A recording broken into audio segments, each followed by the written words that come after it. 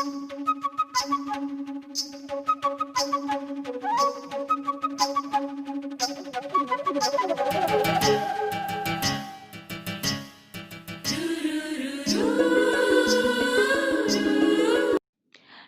छात्र मित्रों।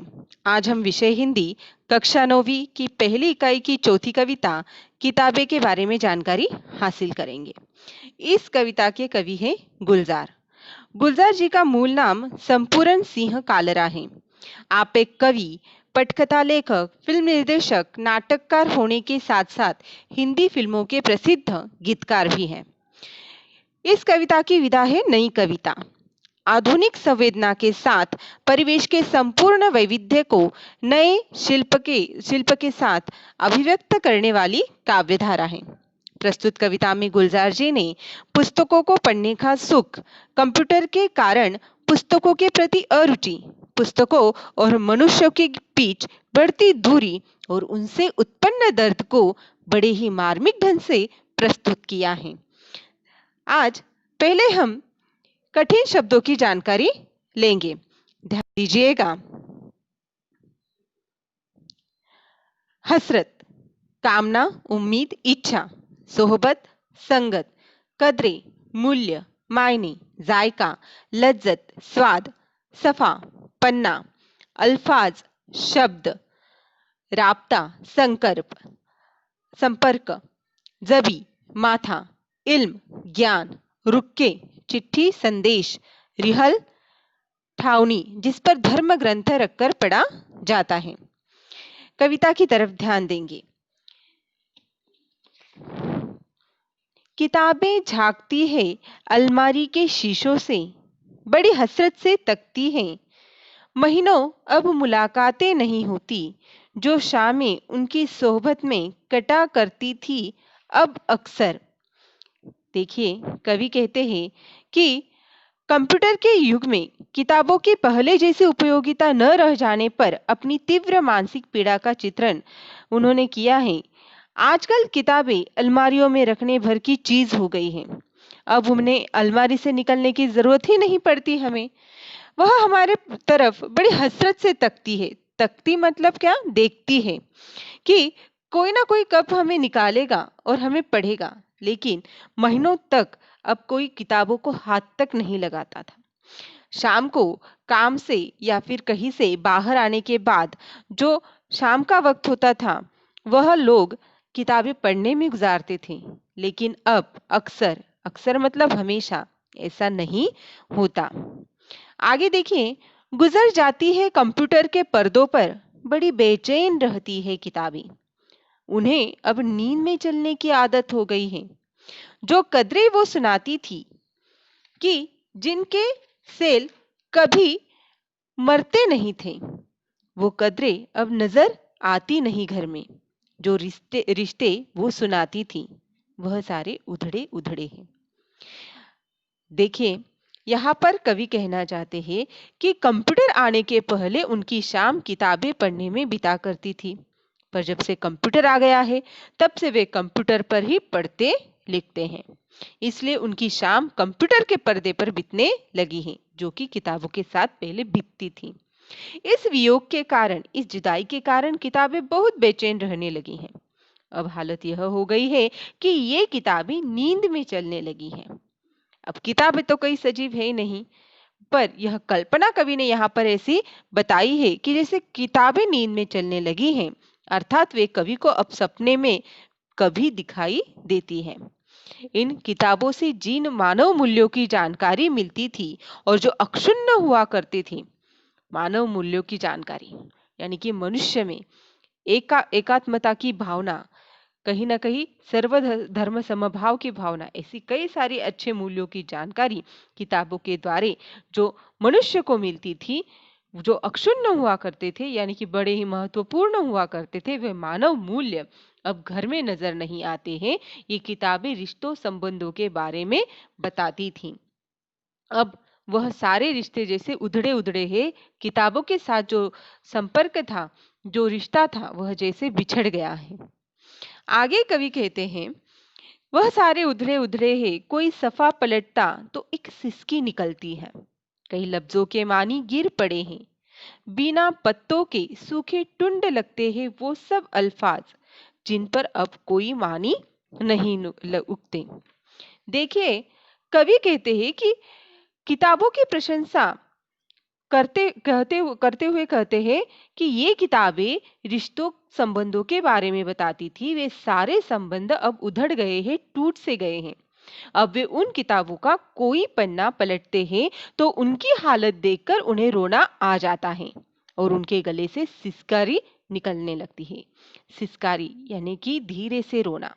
इन पन्नों से कई शब्दों के अर्थ फटकर गिर पड़े हैं। पन्ने फट गए हैं, गिर पड़े हैं, यानी कि जैसे उन पन्नों पर जो लिखा हुआ मायना था, जो महत्वपूर्ण जानकारी थी, वह भी गिर पड़ी है। बिना अर्थ वाले शब्द ऐसे दिखाई दे रहे हैं जैसे वह बिना पत्तियों वाला कोई ऐसा ठूठ हो जिस पर अब कोई अर्थ नहीं उगने वाला। टुंड मतलब सूखा पेड़ जिस पर ना पत्ते हैं, ना फल है, ना फूल है, उसे ठूठ टुंड कहा जाता है। आगे देखिए, जुबान पर जो जायका आता था जो सफा पलटने का, अब उंगली क्लिक करने से बस झपकी गुजरती है। बहुत कुछ तह खुलता चला जाता है पर्दे पर। किताबों से जो जाती राब्ता था कट गया है। कवि पुस्तकों और कंप्यूटर पर पृष्ठ पलटने के तरीकों के बारे में कहते हैं कि किताबों के पृष्ठ पलटने में जीभ को एक प्रकार का स्वाद मिलता था। यानी कि पन्ने पलटते वक्त हम क्या करते थे, हमारी जीभ से कहीं ना कहीं थूक से उंगली को गीली करके पन्ने जल्द से जल्द पलटते थे। तो एक अलग ही स्वाद जैसे किताबों का चखने को मिलता था। पर ऐसा अब है क्या? अब तो किताबें नहीं पढ़ते। कंप्यूटर के पृष्ठ पर हम जो पन्ना है वह पलटने के लिए क्या करते हैं, सिर्फ जो माउस होता है, जो कीज होती है उसकी, वह क्लिक करते हैं और वह पन्ना पलट जाता है। अब कंप्यूटर पर उंगली से क्लिक करने पर पृष्ठ पलक झपकते ही बदल जाता है। यानी कि कवि कहते हैं कि झपकी गुजरती है, यानी कि आंखों की झपकी हमारी गुजरते ही वह पन्ना पलट जाता है।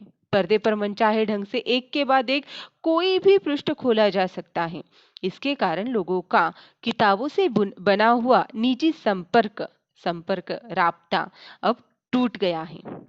आगे कवि कहते हैं, कभी सीने पे रख के लेट जाते थे, कभी गोदी में लेते थे, कभी घुटनों को अपने रिहल की सूरत बनाकर नीम सजदे में पढ़ा करते थे। छूते थे जबी से वो सारा इल्म तो मिलता रहेगा आइंदा भी।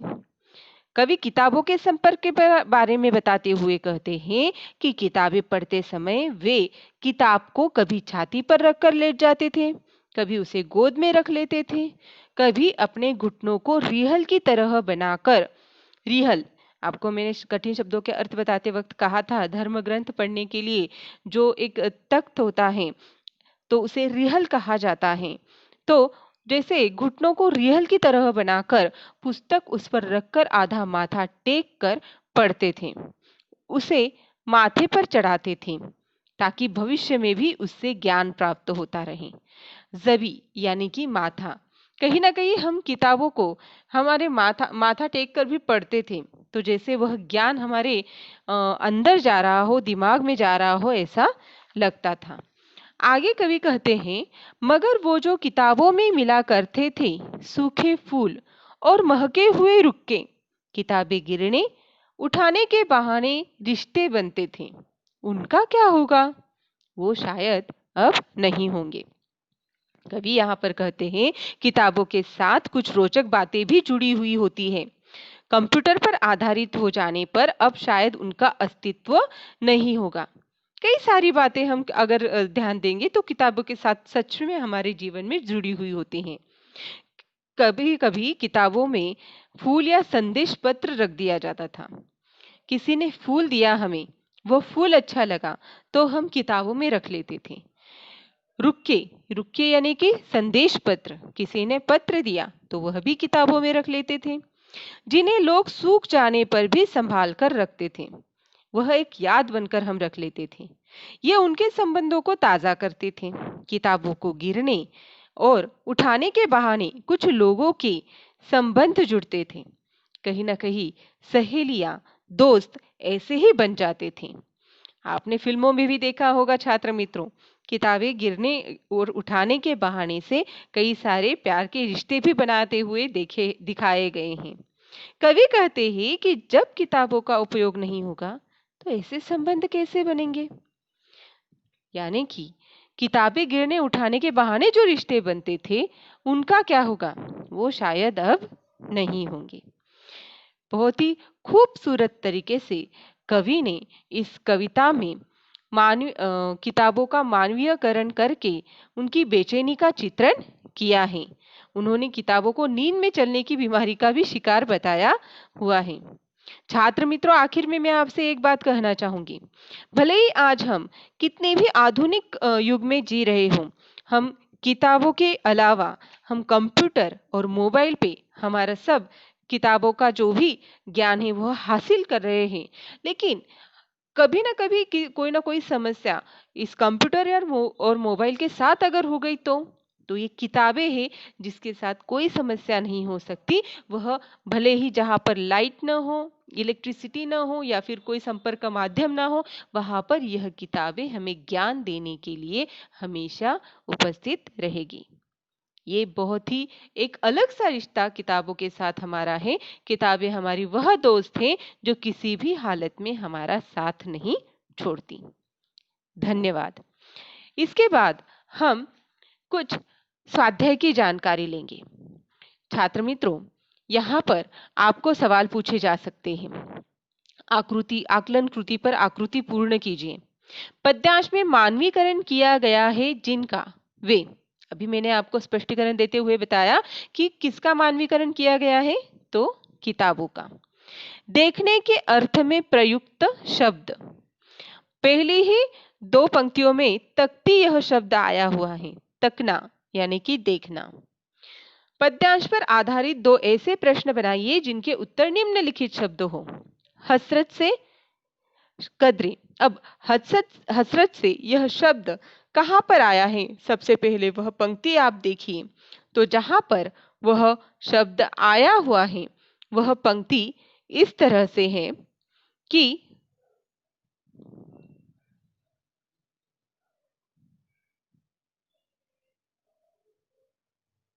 दूसरी बड़ी हसरत से तकती है। कौन बड़ी हसरत से तकती है?